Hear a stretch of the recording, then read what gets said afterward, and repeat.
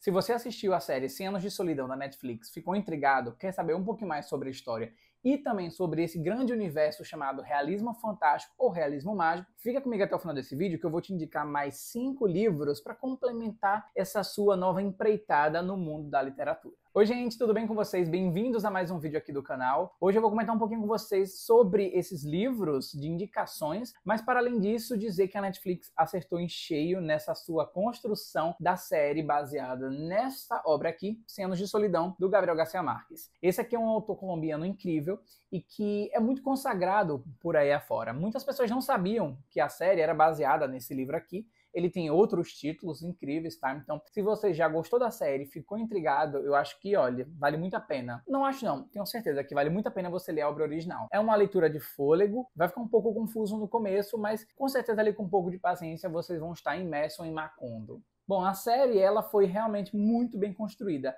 Tanto a visão dos diretores, roteiristas, né? A série ter sido gravada aí em espanhol, obviamente, nós tivemos uma boa adaptação. Tanto a sonoridade, as cores da série, os elementos que perpetuam o que a gente vai chamar de realismo mágico na literatura, foram algo que deu um acabamento muito refinado para a obra. Então não tenho pretensões de dar spoilers sobre a série, se você ainda não viu, aconselho muito, mas sim sobre o gênero realismo mágico, ou a vertente literária, e também indicar para vocês 5 livros que são muito bons. O realismo mágico, ele é uma vertente literária, digamos assim, mais ampla, né, mais complexa. Mas assim, em pratos limpos, o que a gente tem é uma construção literária que vai visar elementos fantasiosos sobre uma realidade ficcional.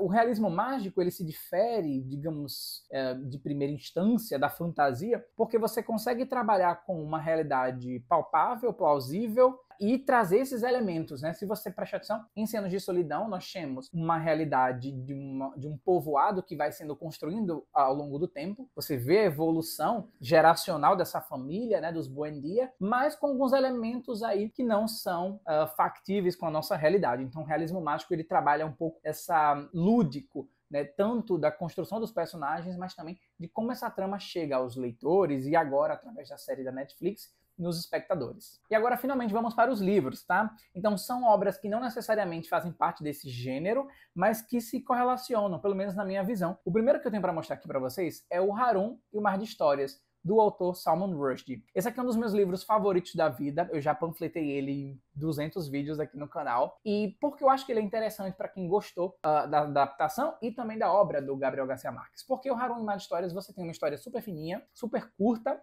e você acompanha o filho de um contador de histórias que perdeu o dom, né, de trazer essas memórias, essas aventuras da sua imaginação, da sua vida para o mundo real. Assim como na série 100 Anos de Solidão aborda essa questão geracional, né, o próprio fluxo cultural de um local e a sua descendência através dos personagens, aqui a gente acompanha muito essa relação familiar também entre o Hárun, entre o seu pai, entre os personagens que estão ali ao seu redor. É um livro extremamente sensível, bonito e que tem uma mensagem muito importante para nós leitores. E se você aí não é leitor ainda, fica o convite de se inscrever nesse canal, obviamente, mas também dá uma chance para esse livrinho super fininho que eu tenho certeza que vocês vão se apaixonar. O segundo livro que eu tenho para recomendar para vocês, se você gostou de 100 Anos de Solidão, é o famoso O Oceano no Fim do Caminho, do Neil Gaiman. Neil Gaiman é muito conhecido por Sandman, dentre outros, né? Nesse livro aqui, o que a gente tem é uma história mais misteriosa. O que a gente acompanha aqui é um jovem que retorna para sua cidade natal, para o seu local de infância. Ele revisita muitas memórias há muito esquecidas. É um livro que traz uma poesia muito legal para a gente pensar aí nessa questão do tempo mesmo, da passagem do tempo, que é algo super importante para o realismo mágico, né? E que não necessariamente precisa-se de uma cronologia, e coloca isso pra gente através de uma trama que vai te deixar preso do início ao fim. A relação desse livro, para mim, pelo menos, com os 100 Anos de Solidão, tem muito a ver com os atos que os personagens fazem no passado e vão se reverberando nas outras gerações. Então, o que aconteceu ali no início da família Buendia e como isso vai se perpetuando através das outras gerações, através do Arcádio e toda aquela sua vizinhança,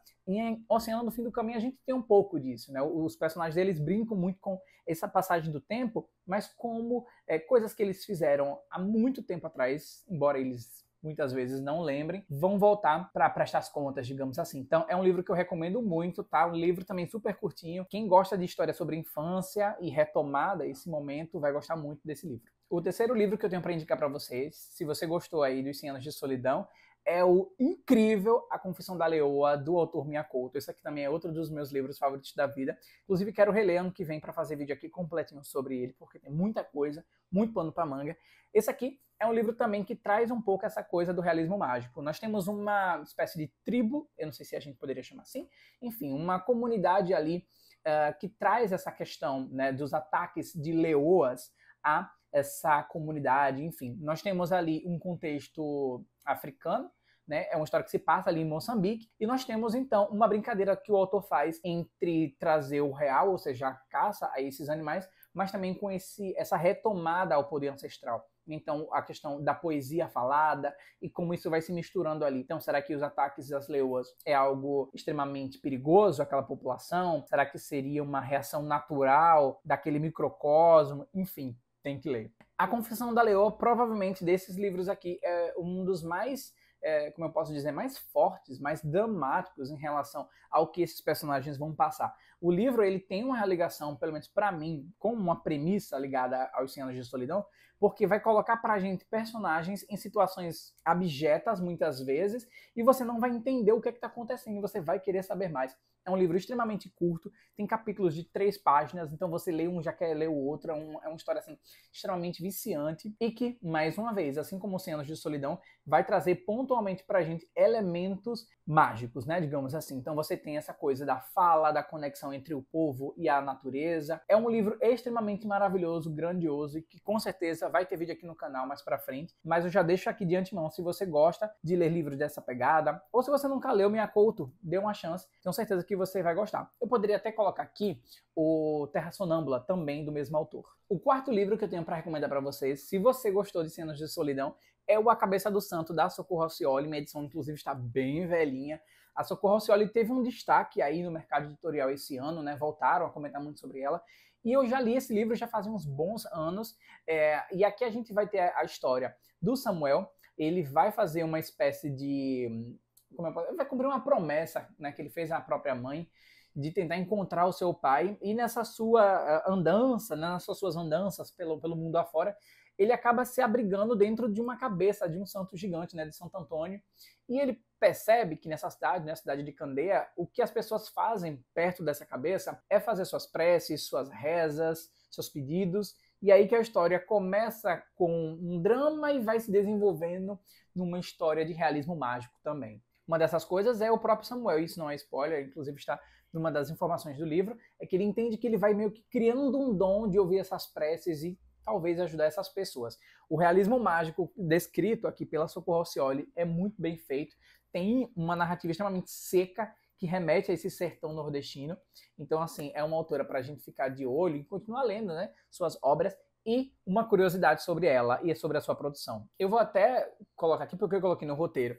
Seguinte, em 2006, a Socorro Alcioli, ela foi a única brasileira selecionada para a oficina de roteiros de Como Contar um Conto, ministrada pelo escritor colombiano Gabriel Garcia Marques. Então, no ano de 2006, apenas 9 pessoas foram indicadas para concorrer à vaga restante, e a Socorro apresentou uma proposta de história que reuniu e resumiu bem em um parágrafo tudo que deveria ser encaminhado para a coordenadora que faria chegar às mãos do Gabriel Garcia Marques. Então, esse aqui é uma obra que tem uma ligação direta com o Gabo, de certo modo, né? A Socorro Alcioli esteve ali meio que perambulando dentro de suas produções, eu achei isso muito legal. Tem um blurb aqui do José Eduardo Agualusa, que também é um outro autor muito famoso, que ele diz o seguinte: o primeiro romance de Socorro Alcioli é uma festa, um divertido exercício de imaginação, partindo de uma ideia que parece roubada aos melhores sonhos de Gabriel Garcia Marques e desenvolvendo-a até o final com elegância e maestria. Então, se isso aqui já não foi o bastante para você ler Socorro Alcioli, eu não sei o que é. É uma história que vale muito a pena e com certeza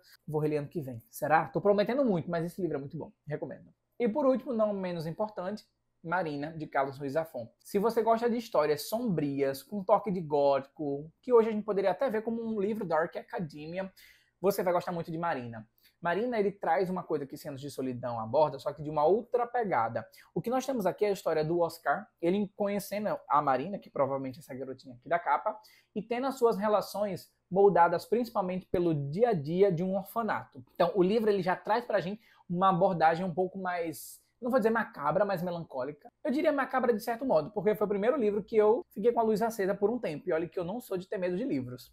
E porque eu acho que esse livro tem um pouco dessa relação com Cem Anos de Solidão. Porque aqui a gente acompanha não apenas uma história de amizade entre a Marina e o Oscar, mas também o porquê as suas vidas foram moldadas através de decisões feitas no passado, e não necessariamente deles. Então, assim como em Cem Anos de Solidão, coisas que os Buendia fizeram ou vêm fazendo vão ter consequências futuras, aqui em Marina isso se amplifica de uma outra forma, até de uma história que vai se passar ali numa Barcelona mais gótica. São livros que vão trazer pra gente elementos presentes demais no realismo mágico, né? E que são muito bons. Como eu falei para vocês, esses livros eles trazem muito dessas características presentes no realismo mágico, né? Essa coisa de uma realidade mágica integrada ao comum. Então você tem em 100 Anos de Solidão um vilarejo se desenvolvendo, um início de construção civilizatório, mas ao mesmo tempo você tem coisas acontecendo em paralelo ou às vezes no fundo da cena que você fica, isso aqui aconteceu realmente?